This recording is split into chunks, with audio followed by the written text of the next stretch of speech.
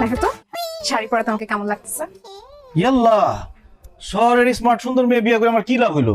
এই শাড়ি পরাতে তোমার আর মডার্ন স্মার্ট লাগতেছে না, তোমার গ্রামের মহিলাদের মতোই লাগতেছে।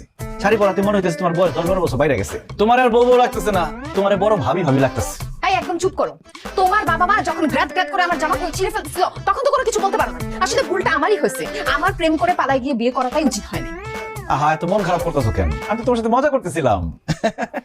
দাদি শাড়ি পরাতে তোমার একদম দাদির মতো লাগতেছে। দাদির মতো লাগতেছে মানে? What do you mean by দাদির মানে আমাকে বুড়া লাগতেছে? হ্যাঁ, বুড়ি আমি? তোরে মেয়ে মানুষ রে, যা বলি তাই ভুল বুঝে তাই উল্টা বুঝে। আমার দাদি অনেক সুন্দর ছিল, তোমার দাদির মতো সুন্দর লাগতেছে। সত্যি? অবশ্যই সত্যি। ঠিক আছে, তাহলে এখন থেকে আমি তোমার দাদির সবগুলো শাড়ি পরবো। জানো, আমার দাদি না আমার অনেক আদর করতো। তাহলে আসা আমি তোমাকে আদর করি। এই না না, দাদির শাড়ি পরে তুমি আমার আদর করো না। কেন?